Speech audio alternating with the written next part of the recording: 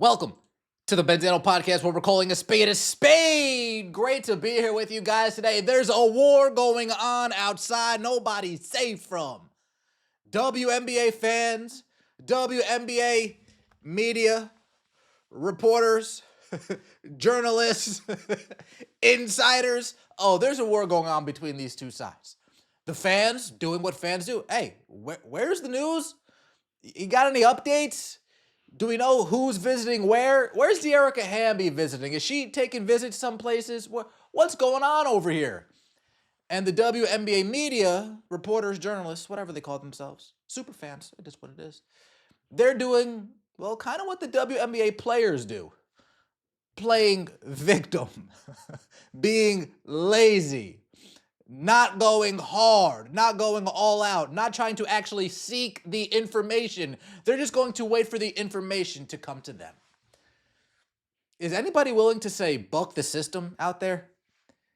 Is anybody willing to say, you know what, I'm going to go out and I'm going to get some news? Is anybody willing to get their hands dirty in the WNBA media? I mean, you guys all went to journalism school, right? You guys are showing off your flashy degrees. You going to put it to use, or at the end of the day, are these just pieces of paper and you're not actually going to be a journalist? You're not actually going to be a reporter. We had the whole CBA debacle. Oh, look at us. We're outside the hotel room. Did you guys get any sources while you were sitting outside the hotel or no? No, okay. When ESPN and Front Office Sports and USA Today, when they said, oh, here's a room because this is a terrible look for our insiders. Did you guys make any? No, you guys didn't get any sources? Oh, you guys were just sitting there in the lounge waiting for some. Oh, okay. And then what about the other ones, the other journalists that were here prior to that? You know, the super fans that got credentials to be super fans and suck off teams that they love the most and only report favoritively. What happened to y'all? Oh, y'all still doing that? Oh, okay. Interesting. Let's get right into it, shall we? Like the video. Let me know your thoughts in the comments section below and subscribe to the channel. That would mean so much to me. Oh, it's a war out there. And we're going to start with one of those journalists that were here prior to the CC effect. Playing victim. I'll be very real with y'all. One of the reasons I hold on... Excuse me. Let me get my victim voice out. I'll be really real with y'all. One of the reasons I hold off on bringing some of the free agency news I have is because I experienced a smear campaign on this app where people lied to discredit me, even though I was telling the truth, just because they didn't like the truth. I had to fend for myself, while people who relish on instant engagement did everything they could to put me down. That hurt me in ways I never mentioned before, and made me decide I won't put my mental health at risk while covering the league anymore. I am also tired of not being credited by larger outlets when I break news. I have to prove myself tenfold because English is not my first language, and because my education is almost fully non-American. I've suffered xenophobia in several levels within the WNBA, and I've never been quiet about it. And I know this doesn't work on my favor, but honestly, today I give zero shits to this stupidity. I'll do what I can, share what I want, when I want. Folks, let me be honest with you real quick. Until I started following the WNBA, I've never heard the word xenophobia. Never in my life did I actually hear that word be used in articles that I read, be used among people I associate with. I've never heard that word ever be used in my life until I started covering the WNBA. This sounds like the behavior and privileges of a teenage boy. Oh yeah, that's right. Roberta, is this you? Here is my unsolicited opinion on Caitlin Clark and the whole de-escalation committee. Caitlin Clark behaves and exists like a white teenage boy, including using the privileges that come with being one. It may be all giggles among the teammates for now, but getting your mostly black teammates to babysit you and finding it funny, especially when they start getting texts themselves as a result of your actions, has a really bad ring to it. She is surely cool about being de-escalated, but had things to say about being fouled. She sees players being destroyed in her name and doesn't do anything about it. That's what makes it impossible to appreciate Kayla Clark beyond her basketball. A white teenage boy, you say, huh? And they want to be taken seriously out.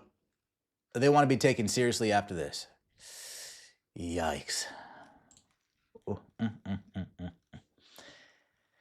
How can anyone twist free agency facts? You either sign or not. Please don't play victim.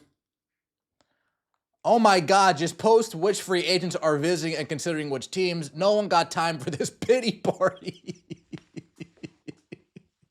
Smears players, but scared of being smeared. Make this level of victim baiting when there are literal receipts of you saying bullshit is a prime reason nobody of real importance would ever trust you as a member of media. Oh, you poor widow victim. Maybe think before calling the face a school shooter next time you are an unbearable child. Damn. Real journalists don't worry themselves with what other people say. Okay, that's one. We got Siraj Sahoshi. I don't have a ton of thoughts on the WNBA media discourse as a relative newcomer, but I would be super curious to know what fans want more of. Well, for starters, shout out to Correlation. For starters, right now, we should be hearing where every high-profile free agent is visiting, why they're leaving their current team if they really are, what discussions are being had. Right now, we just find out when it happens, which doesn't lend itself to an engaged audience. We got to do your jobs for you? Do we got to do your jobs for you? That's crazy. Well, we want these clowns gone. Oh, Chris Williamson. Damn. The reason why a lot of people don't rock with Sabrina from the outside is because she leans into her white privilege for her benefit and doesn't use it to uplift, amplify her black coworkers in the W and more. This is based on public incident. That's W media for you. Eesh. We don't want to hear from you. Damn.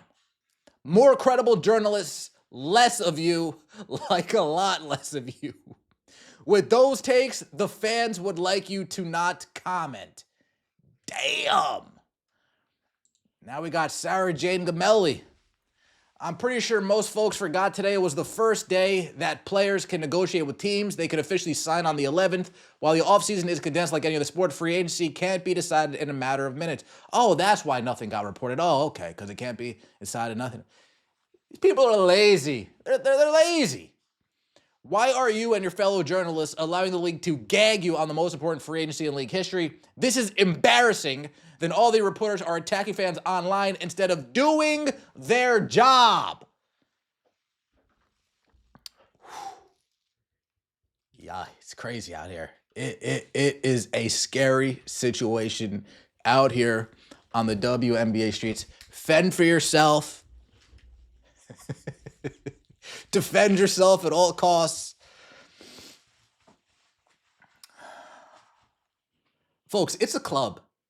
It's a club. None of these reporters, none of them have the cojones to actually step on each other's toes.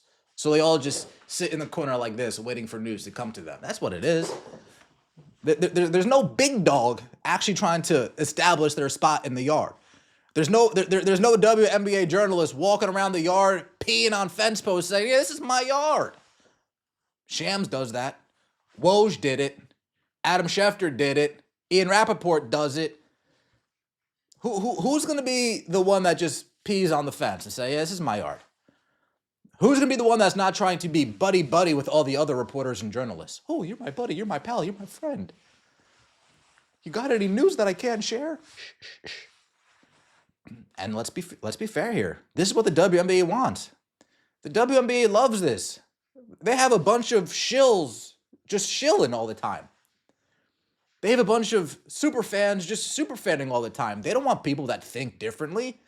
You take a handful of all the WNBA journalists. They all think the same. There's not a difference really between any of them. They all have the same thoughts. They all say the same thing. Nobody wants to ruffle feathers.